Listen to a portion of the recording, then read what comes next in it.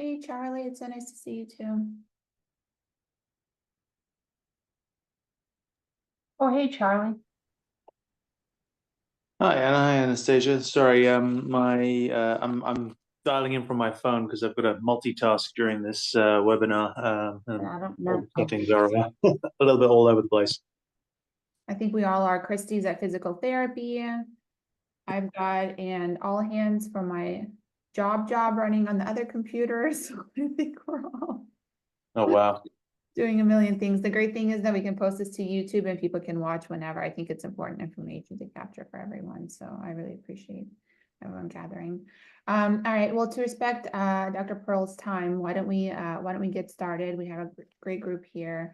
Dr. Pearl, thank you so much for being here. It means so much to have you here. And of course, everyone else who's been supporting us. It's amazing that we are completing, I think, a year, honestly, of these webinars, which I remember the first time I sent the email. I think I mass emailed like Curtis and Phillip and a few other folks, and people actually got back to me. I think that was like our first surprise. I was like, holy cow, somebody wrote us back. And now we've been talking for a year, which is amazing. So it's a pleasure to have Dr. Pearl here speaking with us today. And I know that this is going to be really valuable for the whole community.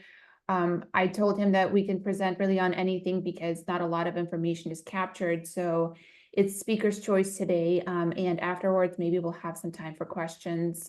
So Dr. Pearl, I'll give the mic over to you, and thanks again. Well, thank you, Anna. I am just overwhelmed. You've got the luminaries here in this field. You've got Dr. Sidney Gosby and Curtis Coughlin. I mean, wow. I know. This is a high valence, heavy duty crowd. I know. And And you, Bob, you look very important too, but I don't know who you are. I'm sorry. Do you want to introduce yourself? You look like you either come with knowledge or funding or both. Anyway, just a joke. Continue. okay. So you said just to talk about PDE, and there's probably not a whole lot I can say that's going to be news to everybody on this call, but I do have some stories that might be actually entertaining and informative. It turns out I'm speaking to the Lennox Gastaut Foundation this afternoon as well. So I have to find the right slides. Here we go. Oh, I have to share my screen, I'm sure, so we are all on the same page. Can you see my screen now? Yes. Yes. Okay, so this will be on an overview of paradox-independent epilepsies from its history to modern times. I hope this meets your request, Anna, and expectations. Absolutely. The more information we gather, the more we can understand where we came from and where we have to go. So this will be great. So there was the title slide here.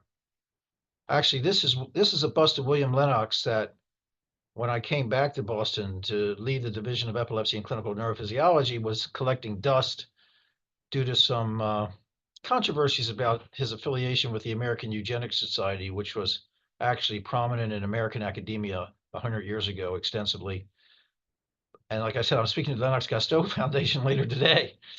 But we're going to talk about the history of PDE. And it turns out there's a lot of emphasis now in the metabolic community about what they're calling mission possible, not impossible. In other words, gene therapy or at least targeted genetic therapies for inherited metabolic diseases. You know, the field of metabolic diseases actually is said, at least the modern history, is said to begin in 1900 with Garrod giving the famous Croonian lectures. Croonian is the name of the lecture series that was very prominent back in the United Kingdom in those days. And he talked about 4 different metabolic diseases that we hardly talk about today, like alkaptonuria, stuff like that. But then newborn screening came around 19, it started around 1950, got implemented in the 50s, and diseases like phenylketonuria were starting to be picked up. And dietary interventions, interestingly, and of relevance, of course, to PDE, paradox-independent epilepsy, were really the first intervention. Newborn screening really becomes more or less universal in the US, at least, in the early 60s. Now we fast forward to the 90s when enzyme replacement therapy became a reality. for many diseases. There was an attempt at gene therapy in the late 80s, I would say, at the University of Pennsylvania, when a young man named Jesse Gelsinger with ornithine transcarbamylase deficiency received an adenoviral vector-mediated gene therapy, and unfortunately he died of viral hepatitis from the vector, and that put gene therapy behind for at least a decade or two. But now gene therapy has made a comeback with vectors like adeno-associated virus, not the actual adenovirus, which just causes a common cold, but unfortunately can lead to liver failure like it did in that patient. By the way, that patient had a very mild form of OTC deficiency, but the ethicists thought it was more important to give it in a subject who could give consent as opposed to a newborn who might need it to survive with a much more severe case. A lot of ethical conundrums in this field. But anyway, gene therapy has started. It sounds like somebody might have asked something. Go ahead. If anybody wants to make a comment, go ahead. But anyway, then gene therapy has really made a lot of headwinds in the last decade or so, and now we're also getting into mRNA therapy, gene editing, antisense oligonucleotides. So the field is moving very fast in terms of the long arc of history, and we are on the verge of targeted therapies for these metabolic diseases, which is going to be directly relevant to pyridoxine-dependent epilepsy. Now, of course, this falls in the group of metabolic epilepsies, and by metabolic, we mean inherited metabolic, not like hypoglycemic, hyponatremic, hypomagnesiemic, hypocalcemic. Those are also metabolic causes of seizures, but the inherited metabolic epilepsies tend to start in the newborn, the neonatal period, even the fetal period. Of course, that's relevant to pyridoxine dependency.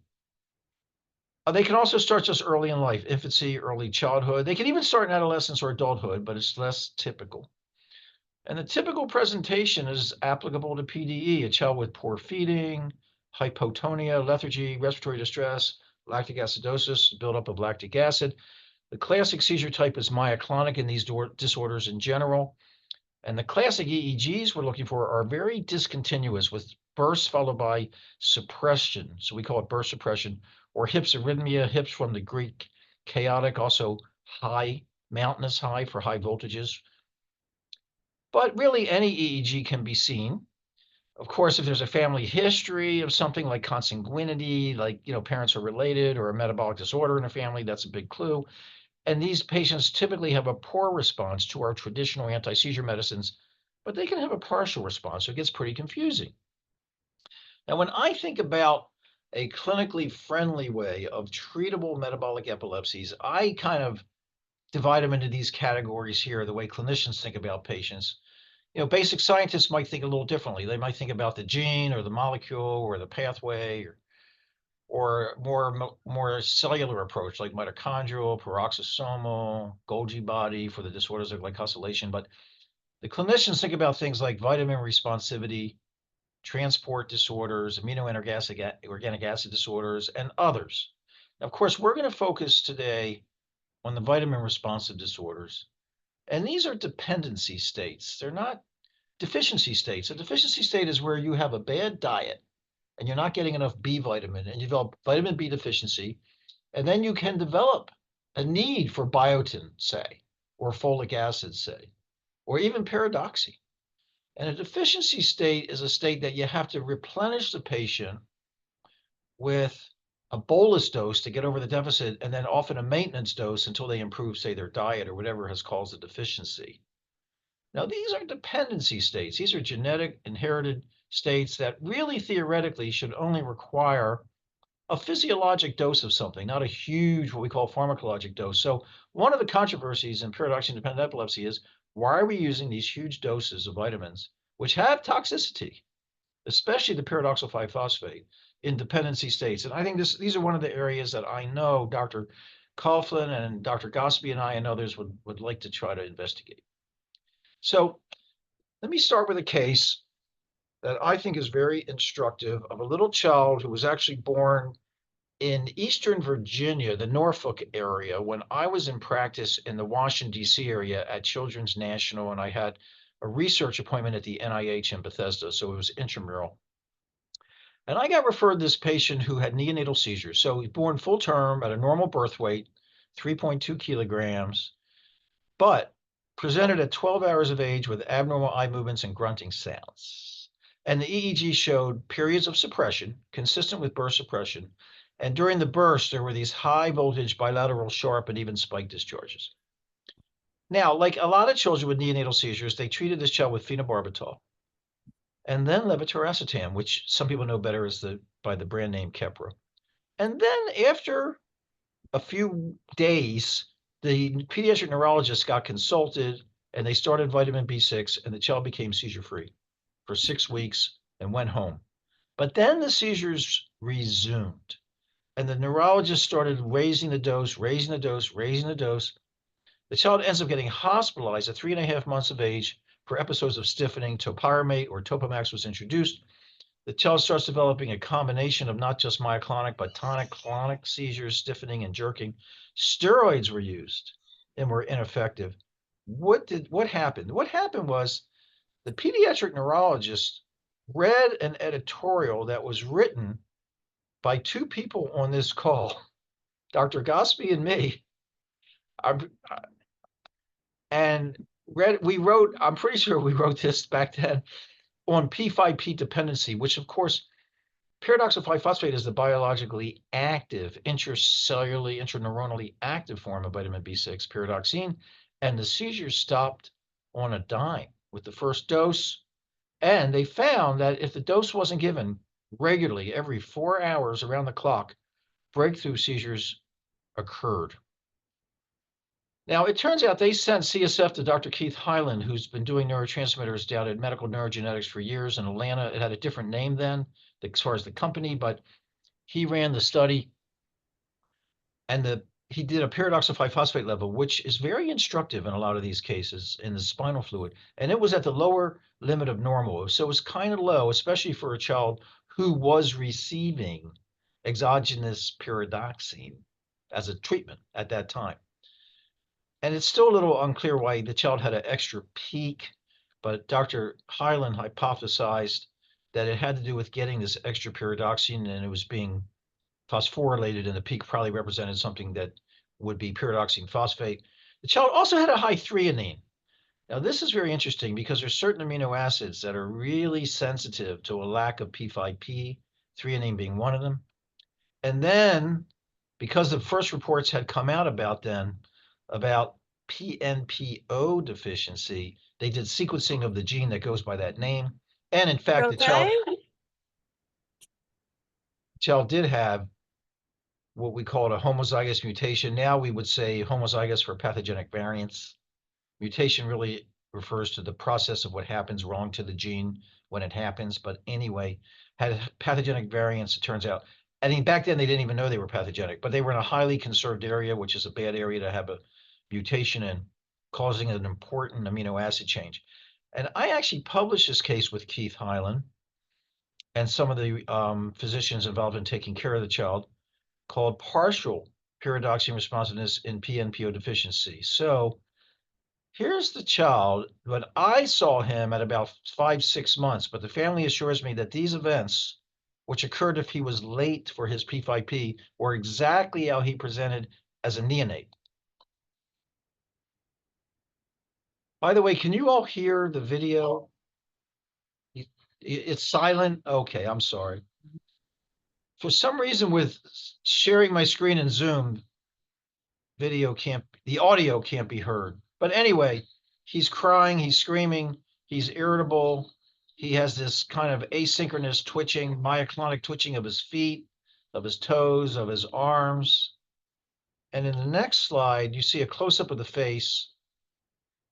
And try to look at the eyes, because there's this rotatory nystagmus where the eyes are moving around in a rotation, as well as dyskinetic movements of the mouth, the lips, the tongue. Very irritable. It's really very much of an encephalopathy. A real bad irritable encephalopathy. And so this child didn't really have antiquatin deficiency or classic PDE dependency, but has PNPO deficiency, which causes P5P dependency, which is pyridoxal 5-phosphate. This has been described by my good friend and colleague in Toronto, Ingrid Tyne, as a triad of rotatory eye movements, hyperexcitability, and hypersalivation. It's exactly how this child presented. And the CSF profile very typically will have a high glycine, threonine that we saw, and depressed P5P level. Now that gets us into the history of pyridoxine-dependent epilepsy. And I really like to show this paper to my trainees and a group like this. This is the front page of the initial report by Hunt et al. From Children's Hospital of Philadelphia. And this was the old Children's Hospital in downtown Philadelphia, not the one that people are familiar with on Civic Center Boulevard now. And they entitled it Pyridoxine Dependency Report of a Case. This is a single case of intractable convulsions or seizures in an infant controlled by pyridoxine. Now we're talking 1954. And they described this initial case, the single case of a Mrs. M, who had 3 pregnancies. First pregnancy was okay. See that? It was normal. Now, the second pregnancy, she has severe nausea and vomiting. So she's diagnosed with what we call hyperemesis gravidarum. And she was put on vitamins and she felt better. Then she had this third pregnancy. And in the third pregnancy, the child comes out with convulsions. By the way, the second pregnancy, the child had convulsions and did terrible and had severe cerebral palsy and epilepsy. Now, this was the third. Wait a minute, do I have this right? Maybe this was the second pregnancy. Maybe I'm getting that a little bit wrong. But whatever. In this pregnancy, this mother had this hyperemesis gravidarum, and she got vitamins and she felt better. And when the child was born, the child had seizures. And they show this wonderful figure of EEG, figure 1 they call control. It's not really a control. A control would be if you're not giving treatment, but by this they meant the EEG was controlled because it looks okay. And then they would withdraw the medicine, which, by the way, is the way we used to treat a lot of these kids. We'd withdraw the medicine and see how they did. That's changed, of course, but historically, they withdrew the medicine and the EEG got much worse. You're seeing spikes now, multifocal distribution. It's getting very high voltage. You can see how high voltage it is compared to the baseline or what they called control. And then they reintroduced the pyridoxine and the EEG got much better. And it turns out, if you read the case, and I haven't read it in a while, but I do remember this, they added all these vitamins to this baby, and the last one they gave was pyridoxine. So this went on for like days, maybe even weeks. I don't remember the time course to be exact, but I had the opportunity to discuss this case with Dr. Peter Berman. Now, some of you on this call know who I mean, the late and great Peter Berman was the chief of pediatric neurology at the Children's Hospital of Philadelphia for many years. He did die about maybe 5 years ago or something like that. I don't remember exactly when Dr. Berman died, but before he died, I saw him at a meeting of the Child Neurology Society, and I discussed this case with him because he knew the physicians when he was a very young faculty member. He knew the physicians in the 50s who treated this case. And he said to me, Phillip, you know why they gave pyridoxine last? Because I was asking him about it. I said, why? He said, because it came in those days in a milky white solvent, and no one wanted to put a milky white solution in the IV of a little vein in a little baby. So they gave all the other vitamins that were clear in aqueous solution, and they didn't do anything. And then they gave pyridoxine in this milky white solvent, and the seizure stopped. It was a tremendous discovery. And I think that's a really cool story. One of my favorite Dr. Berman stories. He's a wonderful man. Well, 50 years later, from that observation, the biochemical basis of pyridoxine-dependent epilepsy was elucidated by Peter Clayton's group, really, at the Great Ormond Street Hospital in London. And what they found is these patients were accumulating some substances in their urine, such as piperacolic acid, which most of us associate with peroxisomal diseases like neonatal adrenal leukodystrophy. But these patients were accumulating piperacolic, and they were sequestering a carboxylate that you see here called piperidine 6-carboxylate, abbreviated here as P6C.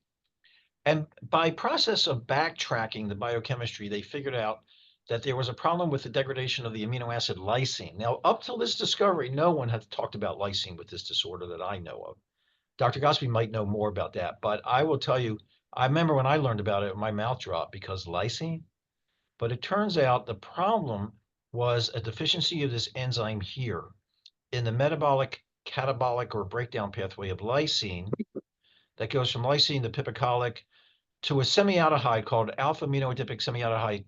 Now, as those of you who had organic chemistry and biochemistry will recognize, semialdehydes are very toxic little intermediates. They're not friendly. They have short half-lives, thank goodness, because they all get broken down by dehydrogenases. For example, I do a lot of work, as many of you know, in a disorder of GABA degradation called succinic semialdehyde dehydrogenase deficiency. Again, the succinic semialdehyde is a very toxic intermediate that, thank goodness, gets broken down by the dehydrogenase unless you're deficient in it, and then it has to get diverted to something else. Well, this enzyme here, alpha aminoadipic semialdehyde dehydrogenase, is deficient in these patients. It's also called antiquatin. I don't know exactly why, but I think it's because it's so phylogenetically preserved. It's like antique, and it's absolutely integral to life. But these patients are deficient in this enzyme, or so-called antiquatin. And therefore, they cannot metabolize the lysine to this byproduct that it's supposed to go to, an alpha aminoadipic acid or alpha aminoadipate. And instead, the semialdehyde sequesters pyridoxal 5-phosphate, which again is the biologically active form of vitamin B6, and forms this carboxylate here. And this process here seems to be the basic problem with pyridoxine-dependent epilepsy. Exactly how it causes seizures, as far as I know, remains unclear. Of course, we need pyridoxal 5-phosphate as a cofactor for the synthesis of GABA, because GABA is metabolized. Every molecule of glutamate gets metabolized to a molecule of GABA, and glutamate, being the major excitatory neurotransmitter of the brain, has to be in a one-to-one molecular interconversion and balance with GABA. So is it the synthesis of GABA that's the problem? That has not been actually demonstrable. But anyway, these patients seem to sequester P5P by forming this carboxylate, and they have terrible seizures. Now, the patient that I presented doesn't actually have antiquatin deficiency. The patient has that PMPO deficiency, so that's a variation on the theme, where we get pyridoxine from like vegetables. We get it in the isomer called pyridoxamine from meat. It has to be phosphorylated, though, to have that phosphate, pyridoxine phosphate. There is some endogenous pyridoxal 5-phosphate, pyridoxamine phosphate, and these get broken down by this oxidase, PNPO, which stands for pyridoxine or pyridoxamine phosphate oxidase, to form the active form of B6, which is pyridoxal 5-phosphate. It has to go across the blood-brain barrier via phosphatases and then gets rephosphorylated via kinases to form this very important intracellular pyridoxal 5-phosphate. So that's the biochemistry. Now, it turns out, let's go now into the modern era.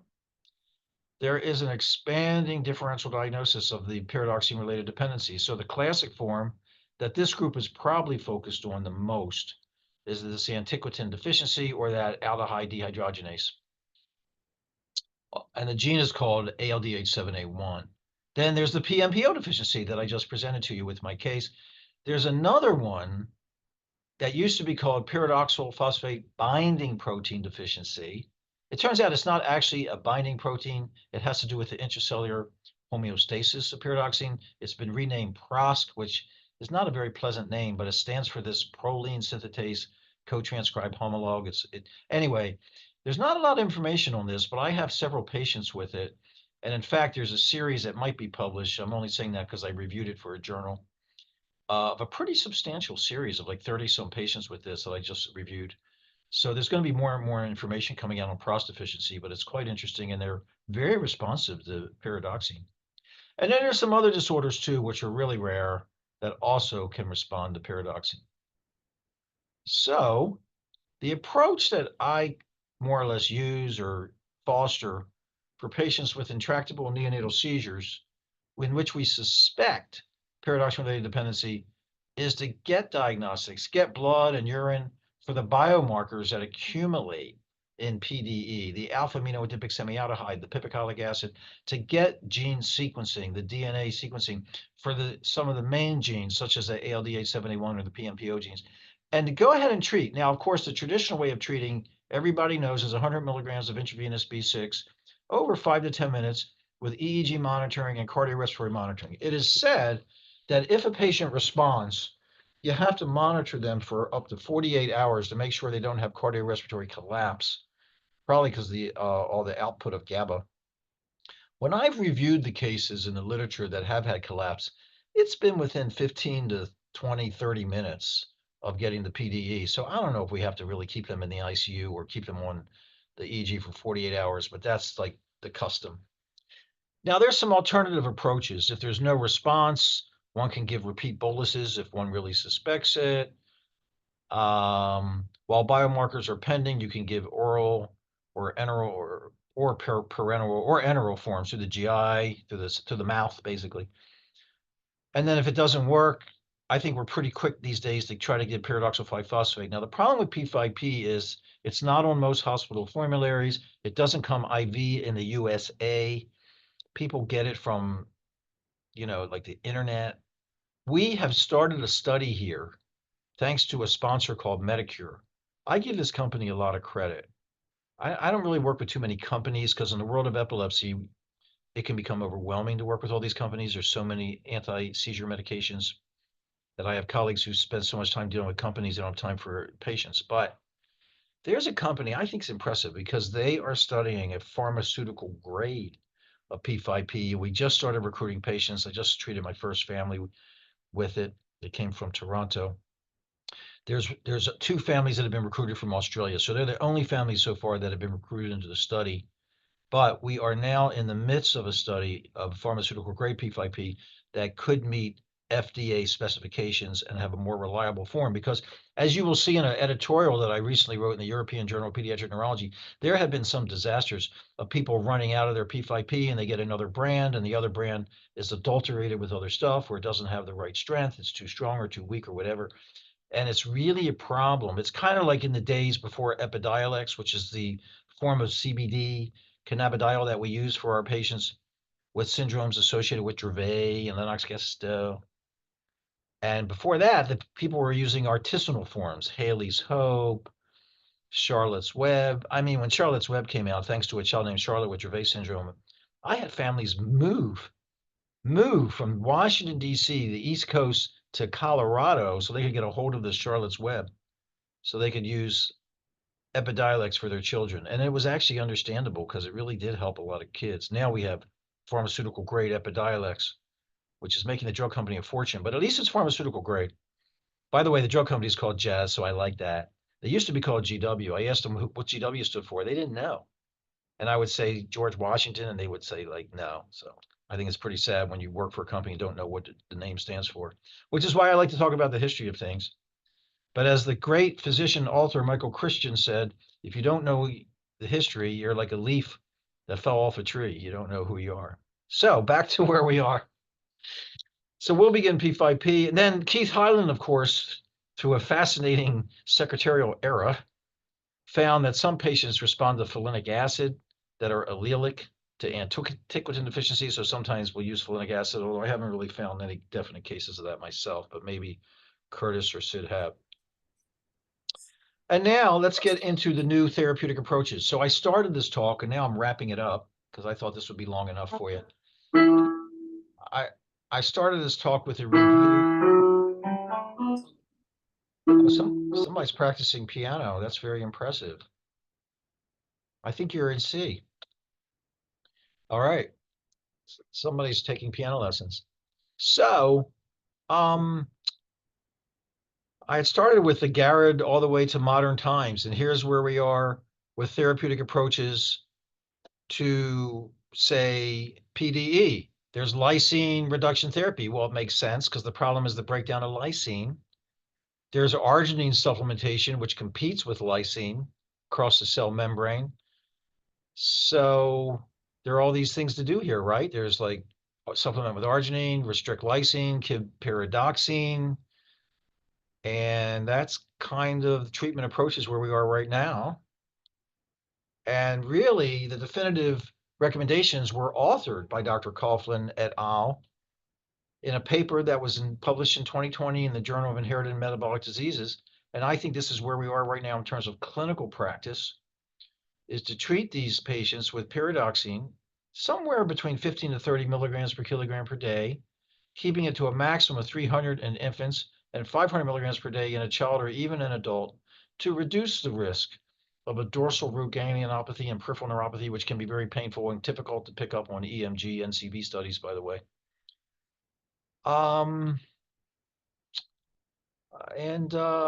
That's kind of where we are with the dosing of pyridoxine, and use a lysine-restricted diet, which a dietitian should be involved to monitor plasma amino acids and the levels of the intermediates, make sure the patient's getting enough protein, even with the lysine restriction, and use arginine supplementation somewhere between 200 to 600 milligrams per kilogram per day, because again, arginine competes with lysine for absorption across the intestine and transport across the blood-brain barrier and even entry into mitochondria.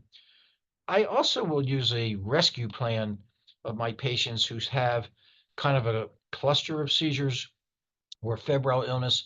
In epilepsy, we're constantly using benzodiazepine bridges like extra Ativan or extra diazepam with whatever rescue we have. We have all forms of rescue these days, and there are more coming out, by the way. In these patients, my rescue will be to double their pyridoxine dose, say all the way, say 30 to 60 milligrams per kilogram per day, to get them through a crisis. So here's the picture of my little guy that I presented to you when he came to me as an infant. Here he's about 10 years old. He's small. He's got some abnormal liver functions, probably because of the pyridoxal 5-phosphate, which has some hepatotoxicity, but he's doing fantastic. And the dosing now is down to Q8 hours. So it was Q4, every 4, then we got it to every 6, now we have it to every 8. But again, the family has found that if he is late for it, he starts to get symptomatic. It's an interesting, not necessarily seizures, but just with encephalopathy.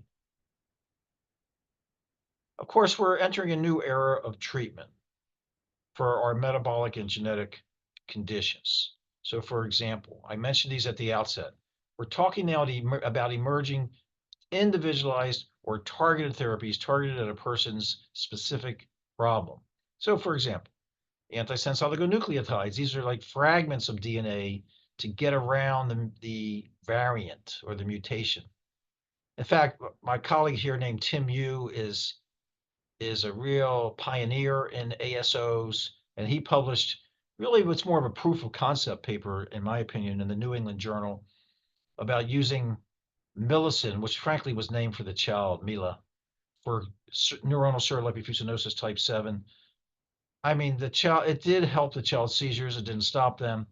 It didn't cure the blindness from the retinopathy. Once that ensues, even with CLN2, the classic Batten's disease, the enzyme replacement therapy that we use for that called Brineura or cerliponase alpha does not reverse the blindness. And we've had problems with the ASO trials. We've had a couple deaths now from hydrocephalus because it causes a problem with the arachnoid granulations that absorb the CSF. So this is not meant to be taken lightly, these interventions. I just mentioned enzyme replacement therapy for CLN2. Then there's gene therapy. For example, we have a trial here that we just did a patient of using adeno-associated viral vector-mediated dopamine decarboxylase for AADC deficiency, another neurotransmitter disease, not SSADH, which is what I'm working on, but we also have an animal on-off model to turn on the gene and then turn off the gene for SSADHD in a mouse. We hope to have clinical trials of that within a couple of years. There's RNA therapies as well. So there are a lot of new therapeutic approaches. And these are a couple editorials that I've written that I just wanted to kind of talk about. Look at this, the promise of personalized medicine in pediatric epilepsy. The time has come. Amenable, treatable, severe pediatric epilepsies. Really, amenably was my initial title, but it got changed by some editor that I'm still unhappy about. But the first one I talked about was pyridoxine-dependent epilepsy. And even though this is a 2023 comment, it was in reference to a 2016 editorial I wrote, and they asked me to write a comment because they said it was the most downloaded comment they had in some year. And then here's the one that I had mentioned about the pyridoxal 5-phosphate study. Look at the title of this, Urgent Unmet Need for Pharmaceutical-Grade Vitamin Therapy in Pyridoxine-Dependent Epilepsies, okay? Another interesting, important area in pyridoxine dependency. So I've raised a lot of questions in this talk. I've talked about the history of the area. And we have new projects. So one project I mentioned, pharmaceutical grade P5P.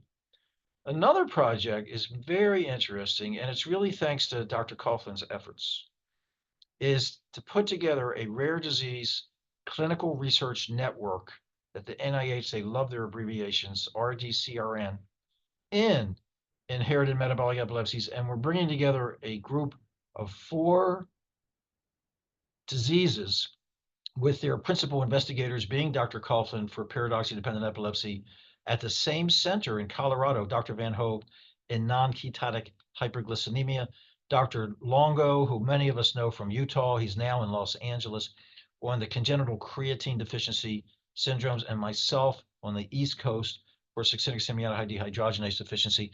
And so there's a lot of exciting things happening. I'm glad you have this group, because that way you can keep abreast of what we're doing, and we can be stimulated and motivated by what you're doing. And that is my overview of paradoxine-dependent epilepsies from history to modern times. I will stop sharing and we can have a discussion that way.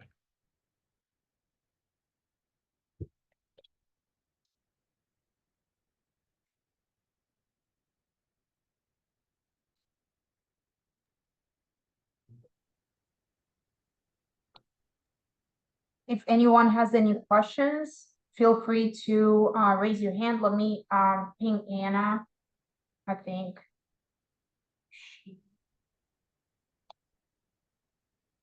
so she can unmute. I see a hand up. Yeah, let me see if I can actually do it.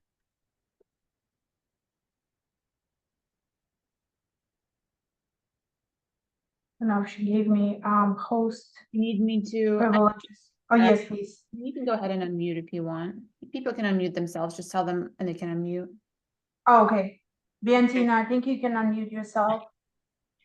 So first of all, I want to apologize for my English. If anyone here can talk on German, it would be helpful. My daughter is 8 years old and has PNPO mutation, but she takes only pyridoxine, not P5P.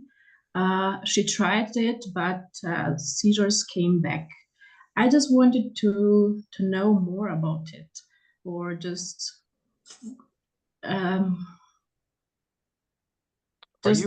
some information about it. Are you joining us from Germany, or are you in the Yes, US? we live in Germany. Wow. Yes, we live in Heidelberg.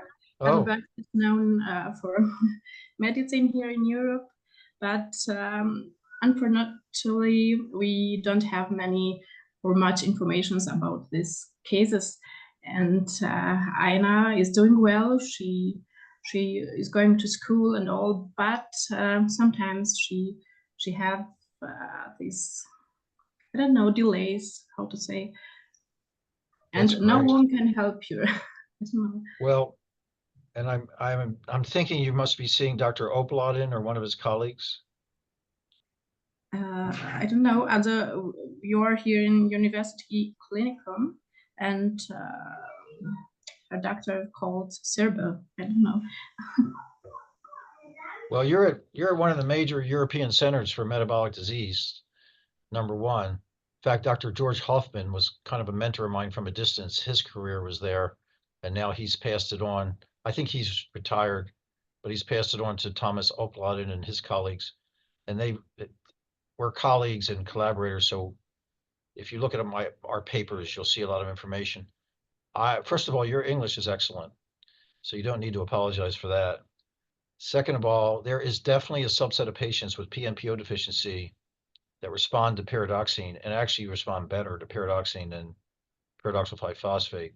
There are a few genetic variants that have been specifically associated with that. And it would be interesting to know if your daughter has those variants. But I'm impressed with how well the PNPO kids are doing on the P5P. I tell you, my patients with PDE, the seizures are controlled, but they still have a lot of issues, especially with learning, academics, some psychiatric issues like obsessive compulsive anxiety. And yet my PNPO kids, for some reason, don't have as much of that. So they might be in a better situation. Of course, this could vary from patient to patient, but it sounds like your daughter may have the few variants that have been specifically more responsive to B6 and P5P. And that would be interesting for you to figure out with your physician. But I wouldn't change what you're doing because there are I've definitely seen quite a few of these PNPO patients that do better on pyridoxine than P5P. And in that case, you wouldn't want to bother with this study we're doing of a pharmaceutical grade P5P.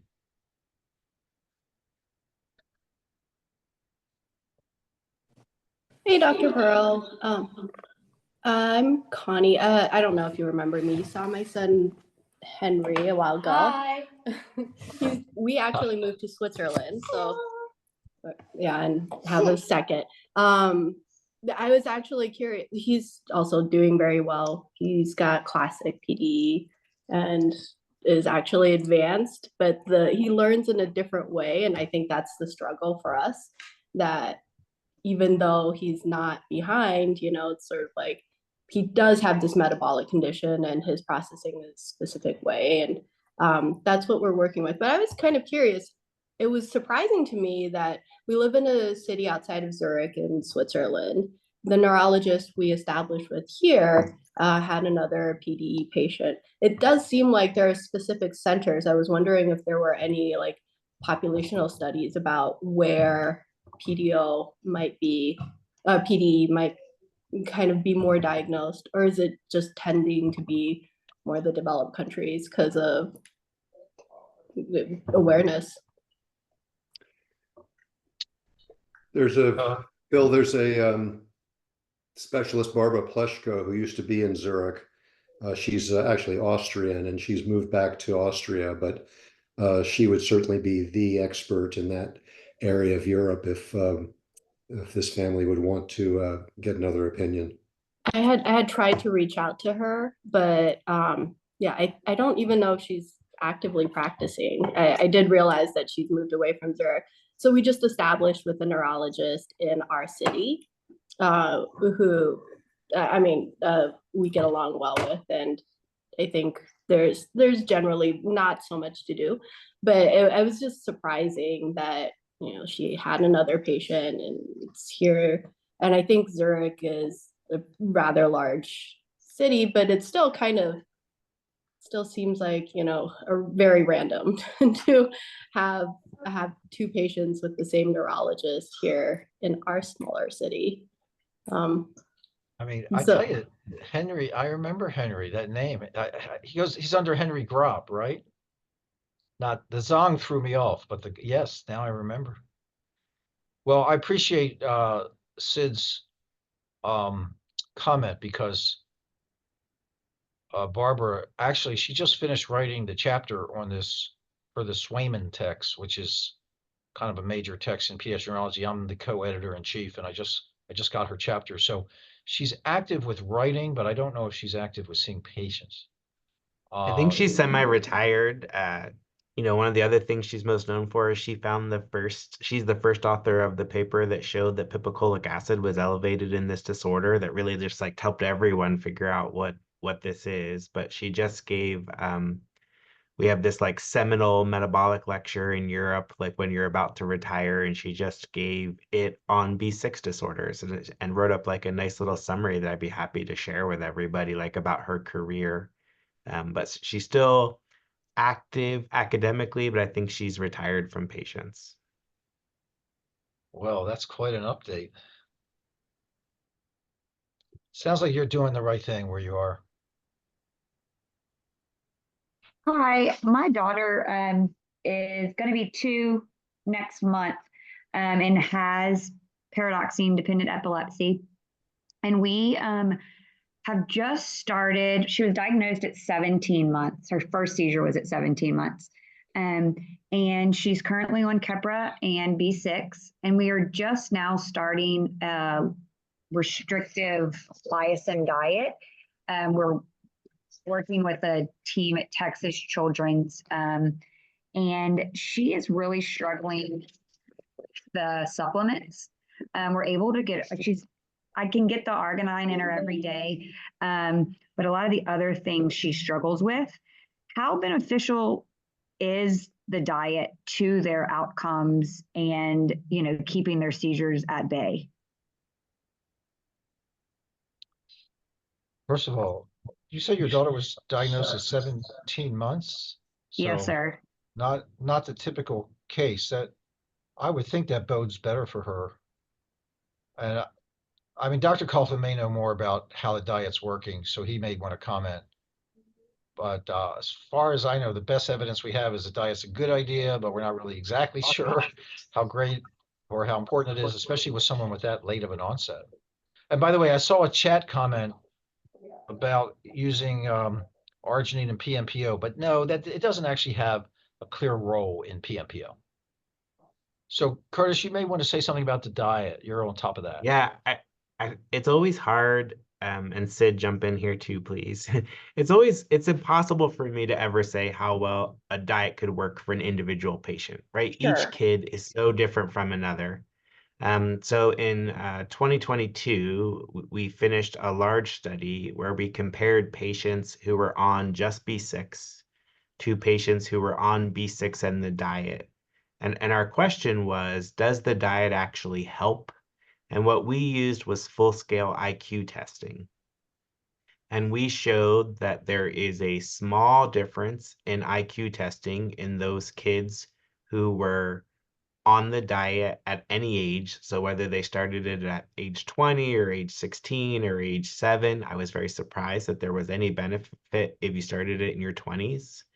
But that if you started it very early in life, there was a very significant difference, about 22 IQ points. Also, Phil wrote a nice editorial about this paper for us, so we can send his editorial. So far, that paper, that study is the best we've ever done to say that the diet in general can increase a kid's IQ testing. Now, I'm going to admit that IQ is not everything, right? That's just one measure that we studied, and that's just on average for every patient. So we don't know that the diet is necessary for everyone, and that's something we really are working hard on, and I hope will be part of our In Time consortium that Dr. Pearl mentioned. But that study suggests the diet helps sort of learning. Okay, thank you. And then we have I also say that the diet is hard. It is so hard. The arginine is hard. We understand that, which is why all of us are working on these things that Dr. Pearl talked about, where we are actively working on some ASO therapies that we think are close to human trials. We have a gene therapy product that's close to human trials because we recognize this is not easy. And so my hope is that our current treatments are good right now and sort of help us get our kids to the next phase where we have better treatments available. Okay, that's hopeful. I appreciate that. Thank you. And then Jen, you have comments about getting a toddler to eat on a lysine restricted diet? No, I was just saying my daughter's 12. Curtis was our doctor. I think she might be one of the first on the triple therapy. So I'm happy to share any tips and tricks I have for how we made the lysine restricted food initially more palatable for the toddler. So that's what I was just saying. Can you tell us some of them? So when you, I'm assuming you're ordering the special foods, like the special noodles and things like that. Yeah, And we're so- doing that. She's not honestly pushing back so much on the food as she is on, she wasn't gaining weight, so we just had to start her on Pro-Free, which is like a calorie increase, and she hates the taste of that, so I never get that in her. And then as well as her, we're doing 7 grams of protein by mouth and then 7 from the supplement that they prescribe, and that is not flavorful. And I cannot get her to take that either. We've tried a ton. So I will tell you, and I'm not sure if Curtis remembers, but I constantly complained every month about how terrible my daughter was at taking the prescription formula as well.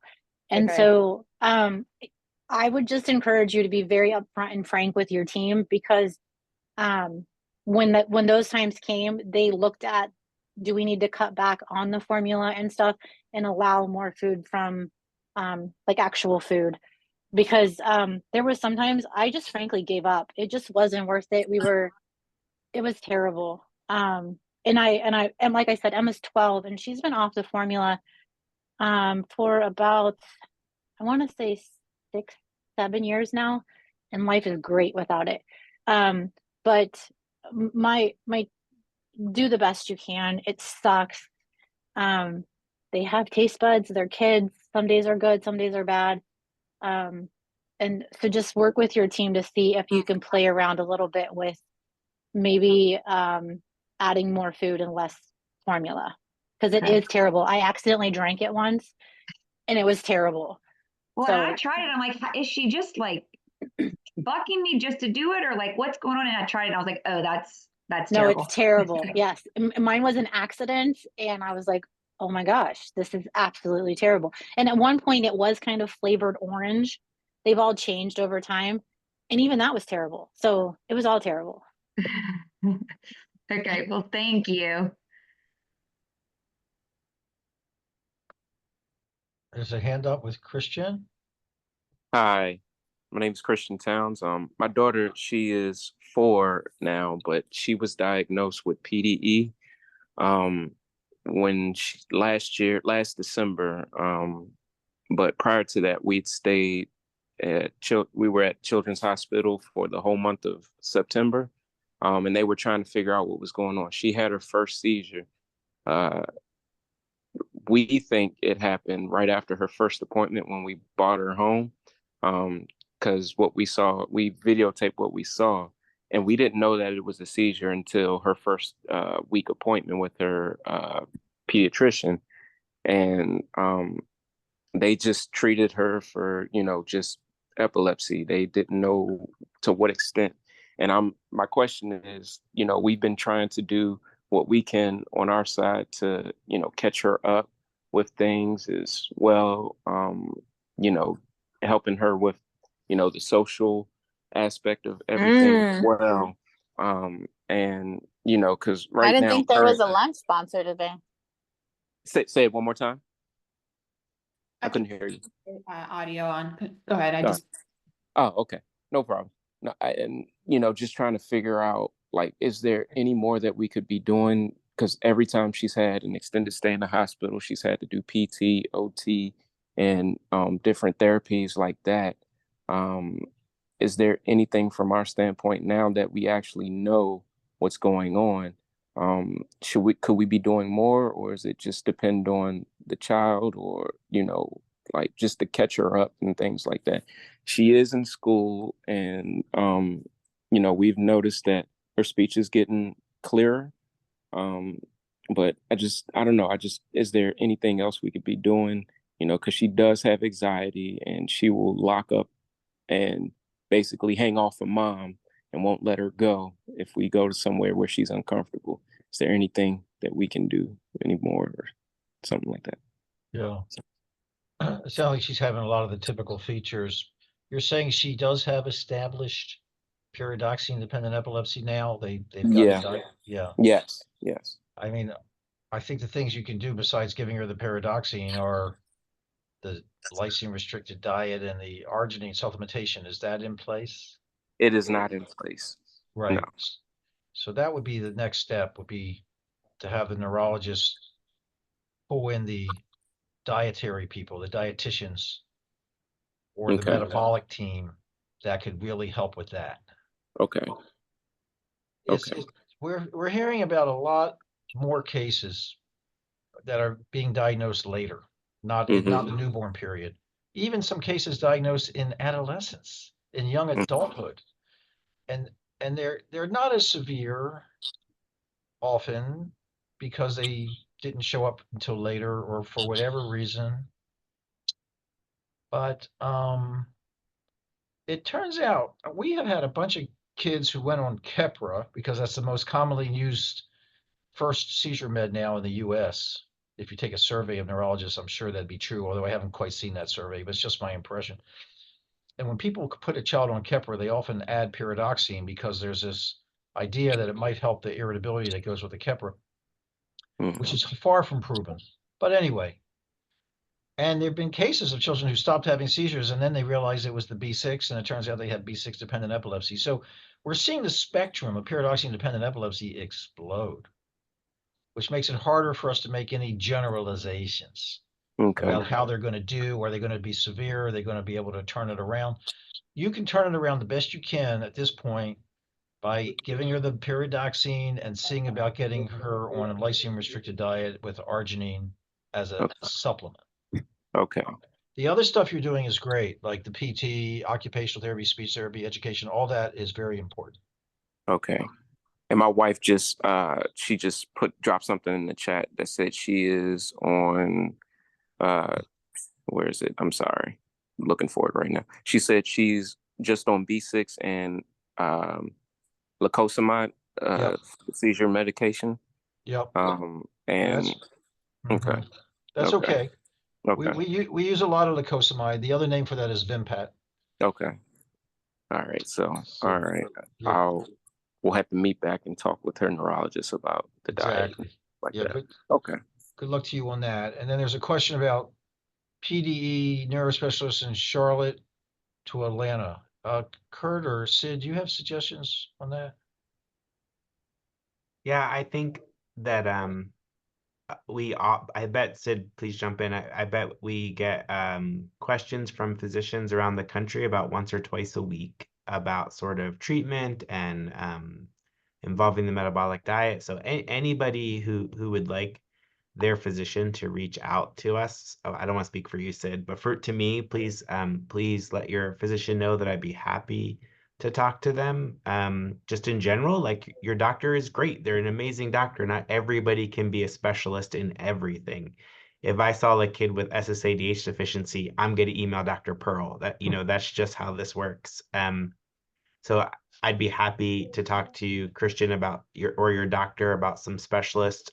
Certainly in Atlanta, there's some people at Emory. There's all kinds of people near Charlotte as well. So happy to talk to your doctor about teams that they usually work with. I think it works best if your neurologist often works with a group in Atlanta or your neurologist often works with a group in Charlotte. It makes a little more sense.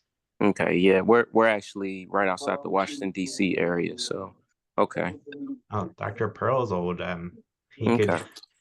Okay. There are certainly, I know of 5 children with PDE in the Washington D.C. area that I know of quite well. So there is a good expertise there. There are a lot of great hospitals in that area. So I think a lot of it depends on your insurance and where you want to go.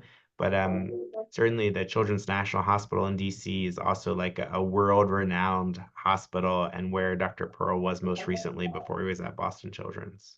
Okay. Thank But you there are for other that. great hospitals too. I don't want to advertise one over the other, but Nah, wonderful group there. yeah, no, she's been with children since she's been, since she's had her first seizure. So that's where we've been. We're just trying to keep everything at Children's. So we currently see Dr. Sin at Children's Hospital. My wife chimed in. Yeah. All right. There's a question about whether kids are treated with anti-seizure and B6 or just B6. It really varies. Sometimes B6 doesn't work well enough by itself. So that's why quite a few of the kids are also on other anti-seizure meds, and that's okay. All right. Anna, I have to move on to my next meeting. Feel free to jump off. Thank you so much for your time. We can stick around and keep chatting, but anybody who has to jump off, we really appreciate it very, very much. All right, bye all. Bye. Thank you all. so much. If anybody wants to stay and chat, you're more than welcome to. Christian, I was wondering, just thinking about how Curtis said there's 5 families in the DC area. Do we even have a repo of where families are? Do we have a way to track families? No, right, Curtis? Or not a public facing way, I guess. There's no way for us to be able to tell you individual families unless they say that it's Right, okay. I'm saying there's no public facing public facing way, right? Like that everyone has consented to their information being publicly available, basically. Yeah. Hey, one thing I can suggest, and I know that I'm not my Facebook page isn't the end all be all by any means, but if you post in there that you're looking for local families in your area, you might be surprised what kind of responses you get back, because I've definitely talked to people all across the country and like Iraq and Afghanistan. I mean, I've talked to people everywhere. So you might be surprised who will reach out to you and just have them private message you. Okay. And maybe Okay. we just need to make that as one of those, yeah. Are you a member of all those Facebook groups? I think there's like 3 main ones, right? So there's Paradoxine Dependent Support Group or something like that. What are they called, Jen? You know all the Facebook groups? I was gonna say, I don't. I know Go my ahead, sorry. wife is. No, I was just gonna say, I know my wife is. I know she follows one of the groups. I'm just not sure which ones. She's the one with the Facebook. I don't have. Yeah. Yeah. And she's on the chat as well. She's on the call as well. So. Okay, cool. So what we'll try to do is we're going to meet together as a few families in October, and we'll put up Zoom links too. And I think getting more kind of like involvement from families and getting more folks like hooked up to each other and getting connected to like newly diagnosed folks is going to be one of our big goals. So we'll see if we can create some Zoom meetings to involve everybody and think of maybe assigning somebody to kind of increase community engagement, even get this information out to hospitals and hospital centers. And like somebody said, like, you know, places where kids are already being treated and those doctors already know about PDE. I don't know how much of that we can make public, but I assume some of it we can. So that'll go on our agenda. So.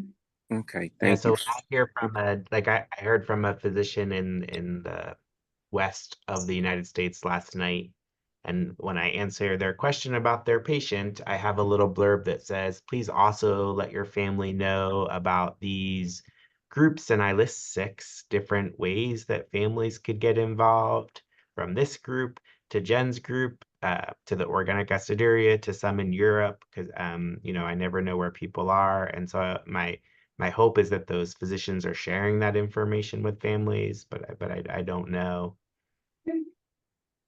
Curtis, I think they are, because I've definitely gotten some emails like on my personal email, not just through the Facebook page. Great, yeah. Like, you know, I want to make I'm sure Sid feels the same. Like, we want to encourage families to know that there are other families out there and support out there, so they know they're not alone. And you know, when I'm receiving an email from their physician, I don't know who the family is, so I'm just trying to pass it through an intermediary. But my guess is they're sharing that with the family. Okay. Thank you all so much for that. Thank you. Also, I know Dr. Sen fairly well, I believe. I'm happy to talk to him. Okay. Cool. Thank you so much. Awesome. Okay. Well, thank you very much, everyone. Sounds like everyone's busy today. So we'll call this a day, and then we will be sending out the Zoom links for the October get together, which will be not this coming Saturday, so not in a few days, but in like 10 days from now. So October 4th, 5th, 6th. So we'll have some Zoom links on the weekend, and we'll record those too. And then Christy will tell you that I think Marjorie won't be able to make it with timing. So you're going to be on deck for the dietary stuff. All right. Hi, guys. See you later. Thanks, everyone. Thank you so much.